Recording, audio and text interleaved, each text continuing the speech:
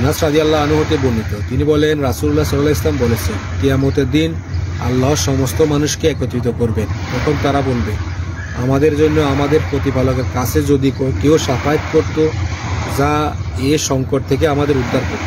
তখন তারা সকলে আদম আলাইহিস সালামের কাছে এসে বলবে, আপনি ওই ব্যক্তি যাকে আল্লাহ নিজ হাতে সৃষ্টি করেছেন, আপনার মাঝে নিজ থেকে রূহ ফুঁকে দিয়েছেন এবং ফেরেশতাদের হুকুম করেছেন, তারা আপনাকে সিজদা করেছে।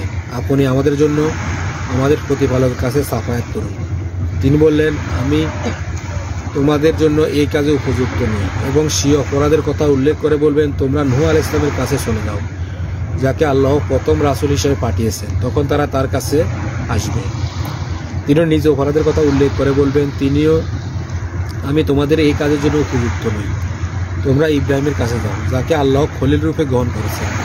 তখন তারা তার কাছে আসবে। তিনিও নিজ অপরাধের কথা উল্লেখ করে বলবেন, আমি তোমাদের এই কাজের যোগ্য নই, তোমরা মুসা আলাইহিস সালামের কাছে যাও, যার সঙ্গে আল্লাহ কথা বলেছেন। তখন তারা তার কাছে আসবে। তিনিও বলবেন, আমি তোমাদের এই কাজের যোগ্য নই।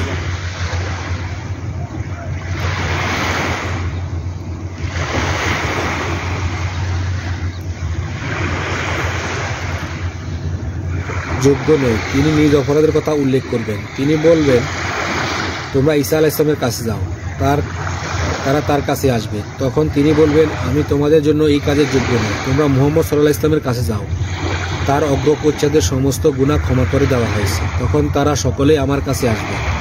তখন আমি আমার প্রতিপালকের অনুমতি চাইব। যখনই আমি আল্লাহকে দেখতে পাবো তখন সিজদায় পড়ে যাব। আল্লাহ যতক্ষণ ইচ্ছা আমাকে এই অবস্থায় রাখবেন। এরপর আমাকে বলা হবে, তোমার মাথা উঠাও, চাও তোমাকে দেওয়া হবে, বলো তোমার কথা শোনা হবে, সুপারিশ করো, তোমার সুপারিশ কবুল করা হবে। তখন আমি মাথা উঠাবো এবং আল্লাহ আমাকে যে প্রশংসার বাণী শিক্ষা দিয়েছেন তার মাধ্যমে আমার প্রতিপালকের প্রশংসা করব। অতঃপর আমি সুপারিশ করব। তখন আমার জন্য সীমা নির্ধারণ করে দেওয়া হবে। অতঃপর আমি তাদেরকে জাহান্নাম থেকে বের করে বেহেশতে প্রবেশ করিয়ে দেব। এরপর আমি আগের মতো করব। অতঃপর তৃতীয় অথবা চতুর্থবার সিজদায় পড়ে দেব। অবশেষে কোরআনের বাণী মোতাবেক যারা অবধারিত জাহান্নামী তাদের ছাড়া আর কেউই জাহান্নামে অবশিষ্ট থাকবে না। কাতাদা রাদিয়াল্লাহু আনহু উক্ত আয়াতের ব্যাখ্যা তখন বলেছিলেন, চিরস্থায়ী জাহান্নাম যাদের জন্য আবশ্যিকভাবে নির্ধারিত হয়ে গেছে।